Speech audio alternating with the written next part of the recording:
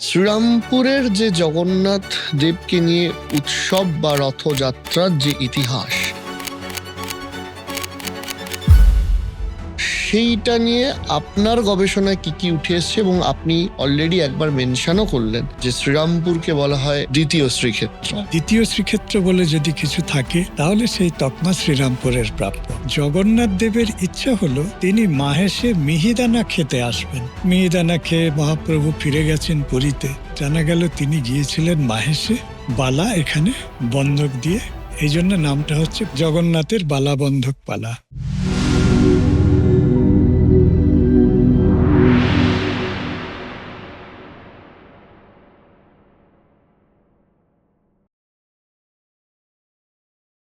আপনার বাংলা নিয়ে বহু কাজ রয়েছে, আপনি শ্রীরামপুরেও বললেন যে গেছেন মাহেশে। শ্রীরামপুরের যে জগন্নাথ দেবকে নিয়ে উৎসব বা রথযাত্রার যে ইতিহাস, সেইটা নিয়ে আপনার গবেষণায় কি কি উঠে এসছে, এবং আপনি অলরেডি একবার মেনশনও করলেন যে শ্রীরামপুরকে বলা হয় দ্বিতীয় শ্রীক্ষেত্র। দ্বিতীয় শ্রীক্ষেত্র। আমার খুব নিজের পছন্দের শব্দ আর কি, যে দ্বিতীয় শ্রীক্ষেত্র বলে যদি কিছু থাকে তাহলে সেই তকমা শ্রীরামপুরের প্রাপ্য।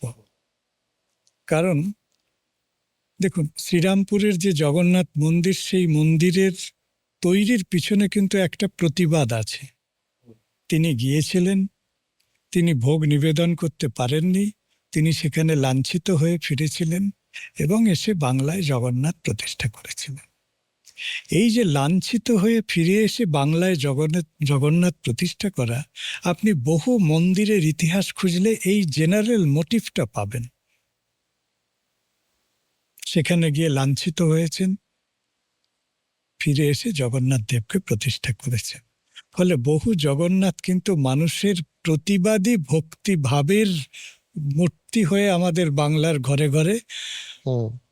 অনেকে পুরী যেতে পারেননি, পালকি ভেঙে গেছে, রাস্তায় কিছু একটা ঘটেছে, ফিরে আসতে হয়েছে, তারা ঘরে জগন্নাথ দেবের মন্দির প্রতিষ্ঠা করেছে। তবে মাহেশের জগন্নাথ মন্দির প্রতিষ্ঠার একটা খুব মানে সুন্দর একটা কাহিনী আছে।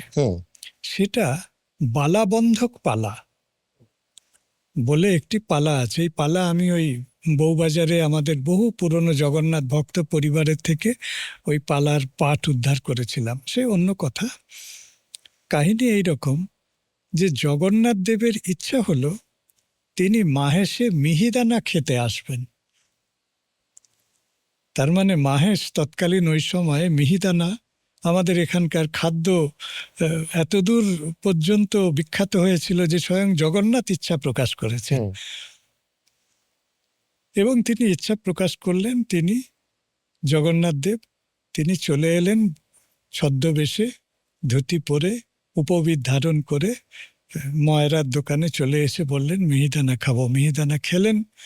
খাওয়ার পরে যখন ময়রা পয়সা চাইলো, বলল পয়সা কড়ি তো কিছু নেই, আমি পয়সা দিতে পারবো না, তবে আমার হাতে এই বালা আছে, এই বালাটা আমি দিয়ে যাচ্ছি। তো সে বালা নিয়ে রেখে দিয়েছে। মিহিদানা খেয়ে মহাপ্রভু ফিরে গেছেন পুরীতে। এবার পুরোহিত সকালে পুজো করতে এসে দেখছে জগন্নাথের হাতে একটা বালা নেই। কি হয়েছে কি হয়েছে কি হয়েছে, খোঁজ খোঁজ খোঁজ খোঁজ জানা গেল তিনি গিয়েছিলেন মাহেশে এবং তিনি বালা এখানে বন্ধক দিয়ে, এই জন্য নামটা হচ্ছে বালা বন্ধক পালা। মিহিদানা খেয়েছিলেন, জগন্নাথের বালা বন্ধক পালা। বিষয়টা আপনারা সত্য বলে ধরবেন কি মিথ বলে ধরবেন, ইমাজিনেশন ধরবেন, সেটা কথা নয়, কিন্তু এমন একটা লিটারারি কনস্ট্রাক্ট মাহেশকে কেন্দ্র করে যেটা প্রমাণ করে জগন্নাথ দেব স্বয়ং মাহেশে এসেছিলেন, এটা কিন্তু ভারত মানে বাংলার আর কোনো মন্দিরকে কেন্দ্র করে গড়ে ওঠেনি।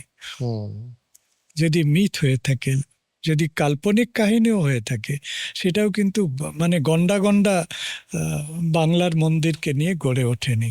ফলে এটাকে যদি আমরা ভক্তের হৃদয়ে সত্য বলে ধরে নিই, সত্য বলে ধরে না নেওয়ার কিছু কারণ নেই। জগন্নাথ দেব যদি পৃথিবীর সর্বত্র থাকেন, মাহেশেও থাকবেন, এটা জেনারেলি ট্রু। মাহেশ মন্দিরের আর একটা খুব ইন্টারেস্টিং কথা আছে, যেটা আমাদের কি বলবো, শঙ্কর্ষণ মাইতি, যিনি জগন্নাথ দেবের আমাদের ওই মহিষাদল জগন্নাথ মন্দিরে ও, রথের সময় ধারাভাষ্য দেন, গত 40 বছর ধরে দিয়ে আসছেন। উম, তিনি একটি কাহিনী লিখিতভাবে, মানে রিটেন সোর্সটা বলছি আর কি, সেটা হচ্ছে খানেওয়ালি শান, মোগল নবাব, সুবাদার, নবাব মানে সুবাদার আর কি। এটা 1649, 1649-এর ঘটনা। তার কন্যা অসুস্থ, তাকে নিয়ে তিনি কলকাতায় আসবেন চিকিৎসার জন্য। আমরা বলি কলকাতার প্রতিষ্ঠা 1690-তে। মাহেশ মন্দিরের ইতিহাস ঘাঁটতে গিয়ে দেখছি তার 50 বছর আগে, অন্তত 40 বছর আগে আহ, কলকাতা অনেক প্রতিষ্ঠিত নগরী ছিল। তিনি আসছেন কলকাতায় কবিরাজ দেখাবেন একদমই তাই। বলে।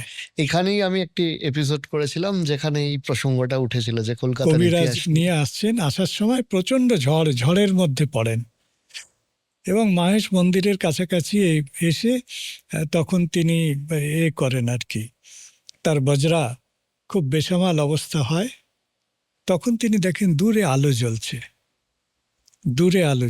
মাহেশের বর্তমান যে মন্দিরটা, এই মন্দিরটা তখন এই জায়গাতে ছিল না, আর একটু দূরে আর একটা মন্দির আছে। সে মন্দিরও আমি দেখেছি, জায়গার নামটা আমার এই মুহূর্তে মনে পড়ছে না, পুরনো মন্দিরটা।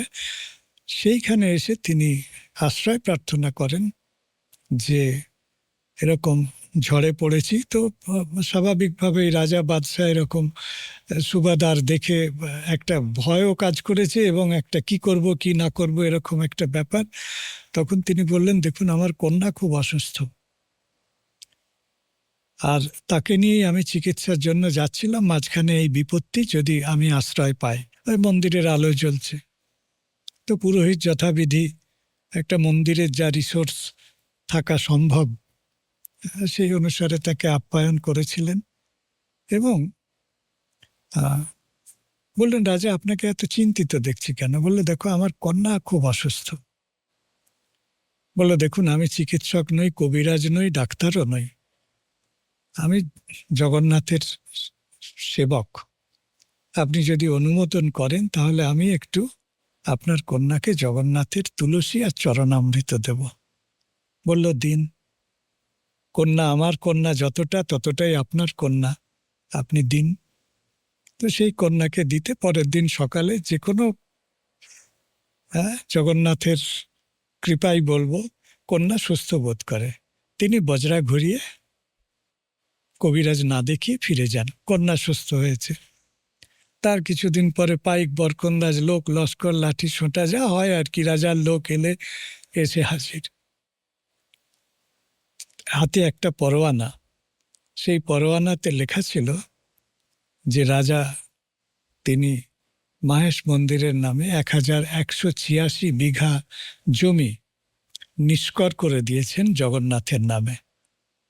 সেই দলিল এখনো আপনাদের মাহেশ মন্দিরের যে সিন্ধুক, ওনার বাড়িতে আমাদের, হ্যাঁ, ওনাদের পরিবারের সিন্ধুকে সে দলিল এখনো রয়েছে, ফার্সি ভাষায় লেখা। তো বলছি যে মাহেশ মন্দির আমাদের, তার বহু দিক থেকে বহু দূর পর্যন্ত তার খ্যাতি ছিল। এবং ঘটনাচক্রে জগন্নাথ দেব যে আহ মানে যে দোকানে গিয়ে এই হ্যাঁ, বালাটি দিয়ে মিহিদানা এবং সন্দেশ খেয়েছিলেন বলে শোনা যায়, সেই দোকান মানে মহেশচন্দ্র দত্ত তাদের পরিবার বা তাদের যে এখনো আছে। এখনো আছে, সেই পরিবারের সাথে আমার ব্যক্তিগতভাবেও খুব সুসম্পর্ক। মাহেশে আরো একটি বিষয় আমি দেখেছি, যেটা কোথাও আমি খুব কম দেখেছি। আপনাদের ওই, এখন আমি ঠিক এক্সাক্ট লোকেশনটা বলতে পারবো না, ওভারব্রিজ হয়ে গেছে এখন, ওখানে কোনো একটা অর্ধকালী মন্দির বলে কোনো একটা কালী মন্দির আছে, অর্ধকালী মন্দির। সেই অর্ধকালী মন্দিরে চতুর্ভুজ জগন্নাথ রয়েছেন, শঙ্খ চক্র গদা পদ্মধারী চতুর্ভুজ জগন্নাথ। সেটা সারা বছর থাকে না, রথের সময় তারা বের করেন, আবার তারপরে সংরক্ষণ করে রাখেন। হ্যাঁ, মাহেশে এটা কিন্তু চতুর্ভুজ জগন্নাথ। আমরা এমনি সংস্কৃত মন্ত্রে পাই, হুম, গানে একটা আছে, হ্যাঁ, জগন্নাথ চতুর্ভুজ জগন্নাথ। হুম। হ্যাঁ, এই চতুর্ভুজ জগন্নাথ কিন্তু আমি মাহেশে গিয়ে দেখেছি।